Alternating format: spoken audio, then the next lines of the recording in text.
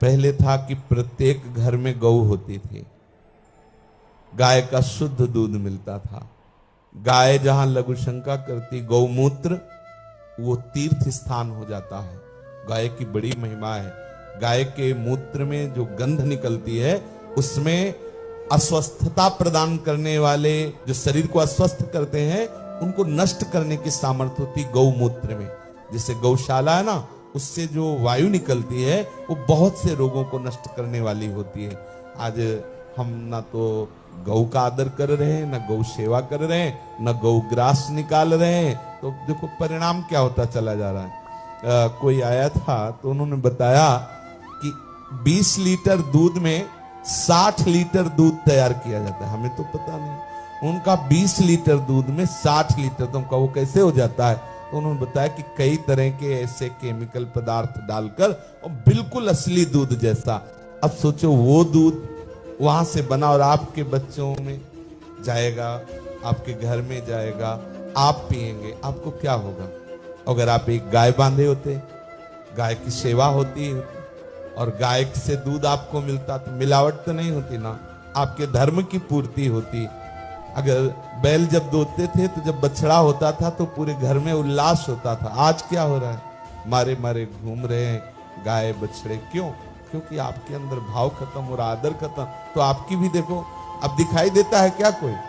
हम ग्रामीण भाषा में कहते हैं, कोई ऐसा दिखाई देता है कि यार जवान जा रहा है, नहीं, वो ऐसा लगता है बांस के डंडे में पैंट पहना दिए गए हों। नहीं होता ऐसे, वो चल रहे हैं, वो कीमत पैंट की होगी, पैंट के। और पहले था कि मार्किन लगाए हुए हैं, 2 किलो माठा में, 2 लीटर माठा में 8 रोटी बाजरा और चना की मीस के, और लाठी धर के गांव से बाहर जाए तो 10-20 ऐसे देखने को मिलते थे कि जो देखने लायक होते थे कि हाँ जवान है। बोले कितने के हैं? बोले 20-25 के हैं, अवस्था है। और अगर थोड़ा जल्दी दौड़ा दिया जाए तो गिर जाएंगे, हवा आ जाए तो संभलना मुश्किल हो जाएगा। आपको रुआब बहुत, तो क्या, क्यों? ना अन्न शुद्ध मिल रहा है, ना दूध मिल रहा है। फल है, हर मौसम में ले लो आप को, अब उनमें केमिकल या ऐसे पदार्थ लगते हैं जो फल का जो वास्तविक पुष्टता का वो खत्म हो जाता है। क्या हो रहा है? हम आज सेवा भाव से रहित हो रहे हैं। घरों में इतनी दिनचर्या थी कि सब पुष्ट रहते थे, कभी नहीं सुना किसी का दिल फेल होना। गांव में कभी सुना ही नहीं। क्यों? इतनी मेहनत थी, फेल होने का समय ले। अब समय तो फेल हो गया दिल, अब क्या करें? अब मेहनत ले होगी तो फेल तो हो ही जाएगा। और आप दिन भर में इसको लगाए रखो सेवा परिचर्या में, तो कभी फेल नहीं, समय नहीं उसको फेल होने का। और हर समय हमारा आहार विहार चिंतन सब बिगड़ता चला जा रहा है। भजन करोगे? कैसे भजन कर पाओगे? शुद्ध भोजन पक्का समझो, गौ हमारे भजन का एक विशेष अंग है।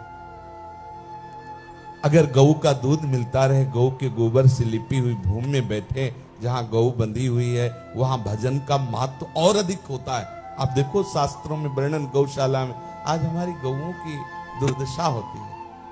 कितने गृहस्थ गौ पालन कर रहे हैं, कितने, कहते कितने संत, तो एक संत लाख गौएं पालन कर रहे हैं। देखो आप, ऐसे संत महात्मा जन है जो बहुत ही तपस्या पूर्वक गौ सेवा में लगे हुए। हम तो प्रणाम करते हैं कि ऐसे ऐसे गौ सेवा हम सबको चाहिए, जो भी जितनी सामर्थ्य हो, कि हमारे धर्म का स्वरूप है गौ, उसको हम कहीं न कहीं ऐसी जगह रखें जिसमें 1-2 गौ कम से कम रखें, उसकी सेवा करें, उसको खिलाएं पिलाएं, उसका जो दूध है वो प्रियालाल को पवाएं। ये भी बहुत बड़ा सेवा का अंग है।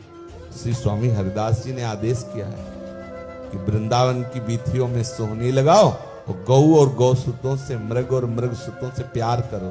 स्वामी जी ने ऐसा क्यों कहा? नित्य विहार रस के उपासक है, सहचरी भाव प्रदान करने वाले, ऐसा क्यों कहा? रहस्य है। गाय का आप दूध पियोगे तो आपकी बुद्धि भजन में लगेगी, सात्विक होता है, दैवी संपदा से युक्त बनाने वाला होता है गाय का दूध। और अगर उसमें मिलावट होगी तो आपकी बुद्धि में मिलावट हो जाएगी, कैसे भजन बनेगा?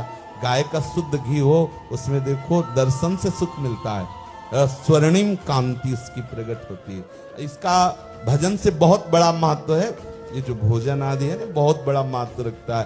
पहले था कि बहुत सी जगह होती थी, गाय छोड़ दो छक के आ जाए, ऐसी घास होती थी। अब कहाँ इतनी भी जगह खाली नहीं मिलती जहाँ गौओं को छोड़, अब बंधे बंधे वहीं उनकी सेवा हो जाए। पर प्रार्थना है जहां तक हो सके, जैसे हो सके, अगर आपके पास संपत्ति है, जगह है, तो आप जरूर गौ सेवा कीजिए। भले एक गाय रखिए, उसका पोषण कीजिए और गाय की कृपा से गोविंद रिझ जाएंगे। गाय ने गोविंद नाम ठाकुर जी को दिया है। अगर आप गौ, और स्वयं देखो हमारे गोविंद ठाकुर गौ चराने के लिए नहीं, कितना दुलार गाय को। गाय के शरीर में जो हाथ फेरता है ना, उसमें ऐसी शक्ति आती है, वो रोग रहित हो जाता है, उसकी बुद्धि शुद्ध हो जाती है। अरे ठाकुर को भी विघ्नों से बचाने के लिए गाय के पूंछ से ऐसे किया है। अब यहाँ गाय की तो सेवा छूट गई है। एक को देखा तो लोहे का छल्ला पहले थे, हमको क्या बोले, घोड़े की नाल। अरे घोड़े की नाल से थोड़ी तुम्हारी कोई रक्षा हो जाएगी। गाय, इन हाथों से गौ सेवा करो, संत सेवा करो, धाम सेवा करो। कोई शनिचर राव शुक्र कुछ नहीं आएंगे। आप जानते हो कौन है ये? जितने नवग्रह हैं ये भगवान के पार्षद हैं। ये कोई ऐसे वैसे थोड़ी है। जब आप हरि विमुख होगे तो वही आपको दंड विधान देंगे, और अगर आप हरि सन्मुख हो तो भले आपके ग्रह में वो 7.5 बैठे हैं, लेकिन परम मंगल होगा, अमंगल नहीं हो सकता। और आप प्रभु से विमुख हो, चाहे 10 किलो तेल चढ़ाओ रोज सरसों का, ये अनुकूल होने वाले नहीं। सरसों के तेल से अनुकूल होने वाले शनिचर देवता नहीं। हाँ, ये तुम लोहे के छल्ला पहनने से अनुकूल होने वाले नहीं। गोविंद के जब जो पे कृष्ण चरण मन अर्पित, तो करिए का नवग्रह रंग। थोड़ा हम व्यवहार में भी अपने साधुता लाएं। हम गौ सेवा आदि, थोड़ा पवित्र आहार विहार, थोड़ा पवित्र अन्न, तो हमारी बुद्धि भगवत चरण अरविंद में लगे। शेष चर्चा आगे। श्री राधा वल्लभ लाल की जय।